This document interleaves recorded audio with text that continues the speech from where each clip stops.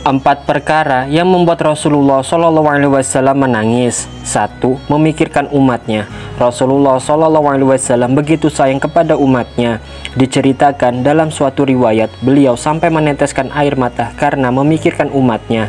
Dari Abdullah bin Amr bin As radhiyallahu an, dia mengisahkan ketika Rasulullah SAW membaca ayat Al-Quran yang menceritakan tentang perkataannya Nabi Ibrahim dan Nabi Isa yang terdapat dalam surah Ibrahim ayat 36 dan surah Al-Maidah ayat 118. Rasulullah SAW pun berkata, "Ya Allah, umatku, umatku." Kemudian Rasulullah SAW pun menangis. Lalu Allah Subhanahu wa Ta'ala berkata, "Wahai Jibril, pergilah kamu kepada Muhammad dan ketahuilah bahwa Tuhanmu Maha Tahu. Bertanyalah kamu pada Muhammad apa yang menyebabkan ia menangis."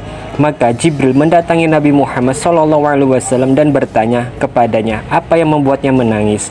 Kemudian Rasulullah SAW menjawab bahwa dirinya sangat mengkhawatirkan umatnya kelak di akhirat nanti. Hadis riwayat Muslim. Yang kedua, mendengar bacaan Al-Quran. Sebagaimana disebutkan dari Abdullah bin Asyakir radhiyallahu an, dia berkata, "Aku mendatangi Nabi SAW dan beliau sedang sholat, dan pada kerongkongannya ada suara seperti suara air di periuk yang mendidih, yakni beliau menangis." Hadis riwayat At-Tirmizi. Rasulullah SAW juga pernah menangis ketika mendengar Ibnu Mas'ud membacakan Al-Quran di hadapan beliau.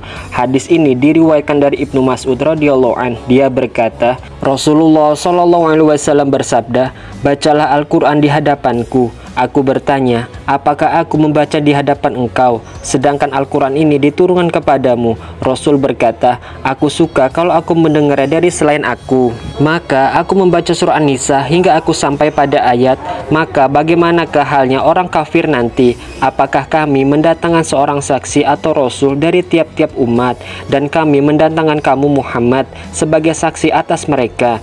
Quran surah An-Nisa ayat 41. Rasulullah berkata, "Cukuplah sampai di sini." Maka aku menoleh kepadanya dan kedua mata beliau meneteskan air mata. Hadis riwayat Bukhari. Yang ketiga, rasa takut kepada Allah Subhanahu wa Ta'ala. Diriwayatkan oleh Ibnu Abbas radhiyallahu an, kala pasukan muslim mendapat kemenangan di perang Badar, Rasulullah SAW meminta pendapat kepada kedua sahabatnya, Abu Bakar dan Umar bin Khattab, tentang para tawanan perang tersebut. Abu Bakar menganjurkan agar Rasulullah SAW menyuruh mereka bertobat dan mengambil tebusan pada mereka untuk menghadapi musuh. Sebaliknya, Umar menyarankan agar Rasulullah membunuh saja mereka. Rasulullah SAW jatuh pada pendapat Abu Bakar. Ternyata ijtihad yang dilakukan Rasulullah SAW tidak diizinkan oleh Allah Subhanahu wa Ta'ala, hingga Allah Subhanahu wa Ta'ala menegur beliau dalam surah Al-Anfal ayat 67-68. Rasulullah SAW pun menangis bersama Abu Bakar. Ketika ditanya, Rasulullah menjawab, "Aku menangis karena mendesak untuk menerima tebusan, dan sekarang Allah menimpakan azab pada mereka yang menerima tebusan." Hadis riwayat Ahmad. Yang keempat, kehilangan putranya. Dari Anas bin Malik radhiyallahu an, dia berkata, Rasulullah SAW juga pernah diketahui menangis karena wafatnya Ibrahim atau salah satu putranya. Menurut Anas bin Malik, Ibrahim kecil tengah menghadapi sakaratul maut di kediaman ibu susunya. Saat itu terlihat Rasulullah sedang menangis, hingga seorang sahabat bertanya, "Mengapa engkau menangis ya Rasulullah?" Lalu beliau bersabda, "Sungguh mata mengalirkan air mata dan hati menjadi bersedih. Kami tidak mengucapkan selain ucapan yang diridhoi Tuhan kami. Sungguh kami amat sedih atas kepergianmu, wahai Ibrahim." Hadis riwayat Bukhari. Wallahu a'lam bishawab.